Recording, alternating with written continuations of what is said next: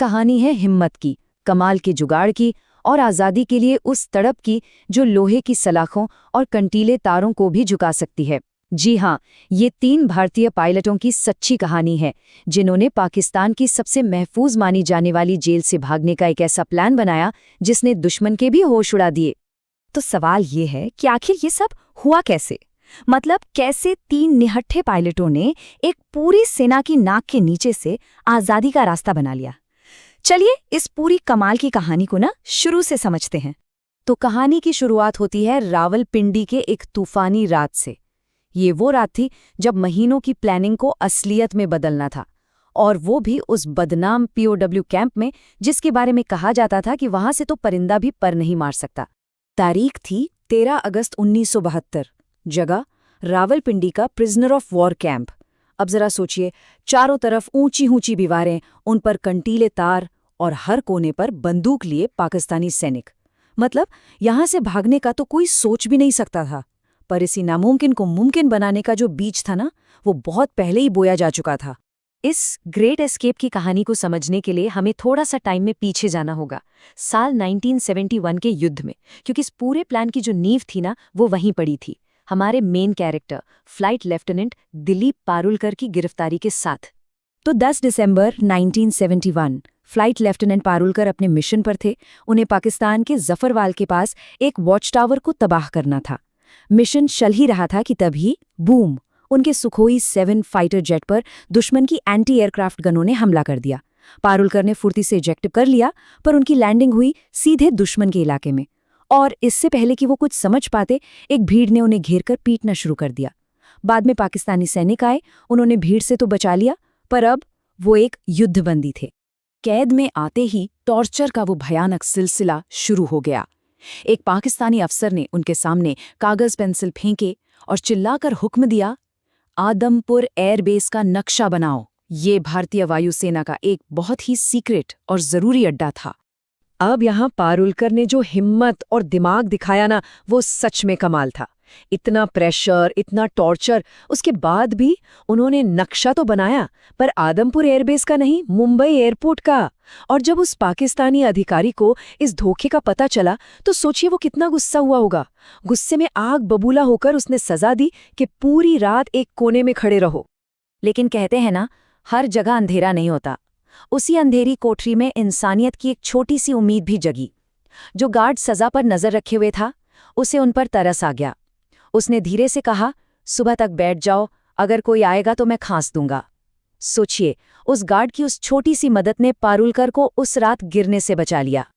कुछ दिन की पूछताछ और टॉर्चर के बाद पारुलकर को दूसरे भारतीय पायलटों के साथ रावलपिंडी कैंप में भेज दिया गया। जंग तो खत्म हो गई थी, पर उन्हें यह समझ आ गया कि यहां से घर वापसी में सालों लग सकते हैं। और बस इसी कैद की हताशा के बीच उनके दिमाग में आज़ादी के एक महाप्लान ने शक्ल लेना शुरू कर दिया। अब इतना बड़ा और रिस्की प्लान अकेले तो नहीं हो सकता था, है ना? तो पारुलकर का साथ देने के लिए आगे आए 2 और दिलेर pilot, flight lieutenant MS Grewal और फ्लाइट लेफ्टिनेंट हरीश सिंह जी। उनका एक चौथा रूममेट भी था, फ्लाइट लेफ्टिनेंट विद्याधर शंकर चाटी। उन्होंने भागने से तो मना कर दिया, पर वादा किया कि इस मिशन में वो पूरी मदद करेंगे। तो चलिए अब इस जबरदस्त प्लान की डिटेल्स देखते हैं। नंबर 1, मंजिल। मंजिल भारत का बॉर्डर नहीं थी, क्योंकि वो बहुत ज्यादा सिक्योर था। मंजिल थी अफगानिस्तान। Number 2, location. उन्होंने कैंप की बाहरी दीवार के सबसे पास वाली सेल नंबर 4 को चुना। नंबर 3, औजार। औजारों के नाम पर क्या था? जुगाड़ से हासिल की हुई एक कैंची और एक स्क्रू ड्राइवर। और चौथा, कवर।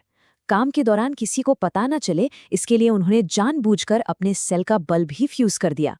टीम तैयार थी, प्लान भी बन चुका था, लेकिन अब उनके और आज़ादी के बीच में खड़ी थी सबसे बड़ी मुसीबत, जेल की वो मोटी कंक्रीट की दीवार, जिसे पार करना लगभग नामुमकिन था।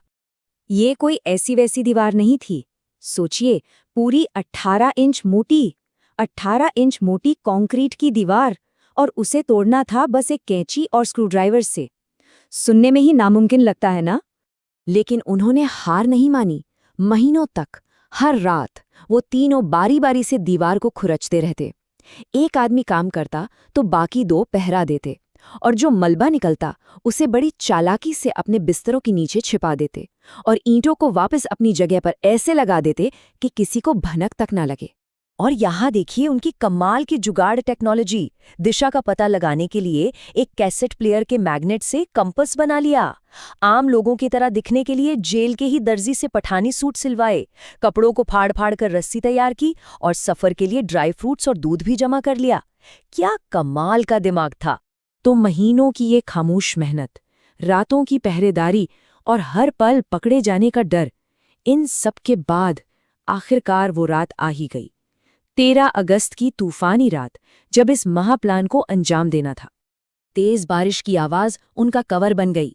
उन्होंने दीवार की आखिरी परत तोड़ी, फिर एक एक करके तीनों उस पतले से छेद से बाहर निकले। पास में ही एक गार्ड चारपाई पर सो रहा था, पर किस्मत उनके साथ थी। उन्होंने कपड़ों से बनी रस्सी के सहारे बाहरी दीवार पार की और आखिरकार आजाद हवा में सांस ली। जेल से निकलकर वो भागे। बस से सुबह 6 बजे तक पेशावर पहुंचे, वहां से दूसरी बस पकड़ी और 9:30 बजे तक लंडी कोटल। मंजिल यानी अफगानिस्तान बॉर्डर अब बस कुछ ही किलोमीटर दूर थी। पर उनकी ये आज़ादी बहुत छोटी साबित हुई। उसी दिन दोपहर होते होते वो दोबारा पकड़ लिए गए। हुआ ये कि वो रास्ता पूछने के लिए एक चाय की दुकान पर रुके और उन्होंने गलती से एक ऐसे रेलवे स्टेशन का रास्ता पूछ लिया जो सालों पहले बंद हो चुका था। बस इसी बात से वहां के लोगों को शक हो गया। एक आदमी ने उन्हें घूरते हुए पूछा, तुम तीनों बंगाली हो ना, अफगानिस्तान भाग रहे हो? उन्हें पकड़कर तहसीलदार के पास ले जाया गया। अब वहां बचने का एक आखिरी चांस था। पारुलकर ने दांव खेला। उन्होंने कहा कि हम पाकिस्तानी एयरफोर्स के अफसर हैं, आप हमारे कैंप इंचार्ज उस्मान हामिद को फोन करके पूछ लो। उन्हें लगा था कि इससे वो बच जाएंगे, पर यही उनकी सबसे बड़ी, सबसे घातक गलती साबित हुई। जैसे ही फोन पर बात हुई, उस्मान हामिद फौरन समझ गए कि ये वही 3 भारतीय पायलट हैं जो जेल से भागे हैं। आज़ादी की हवा में बस कुछ ही घंटे, और उसके बाद वापस उन्हीं सलाखों के पीछे। सजा मिली। तीनों को 30 दिनों के लिए तन्हाई वाली कोठरी में डाल दिया गया।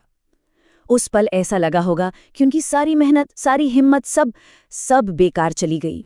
लेकिन किस्मत को शायद कुछ और ही मंजूर था। उनके भागने की इस कोशिश के कुछ ही महीनों बाद दिसंबर 1972 में भारत और पाकिस्तान के बीच एक समझौता हुआ और उसके तहत सभी भारतीय युद्धबंदियों को आधिकारिक तौर पर रिहा कर दिया गया। तो सवाल उठता है, क्या उनकी ये कोशिश नाकाम थी? शायद नहीं। ये कहानी सिर्फ जेल से भागने की नहीं है, बल्कि उस हौसले की है जो कभी हार नहीं मानता। ये उस जज्बे की कहानी है जो सलाखों के पीछे भी आज़ाद रहना जानता है।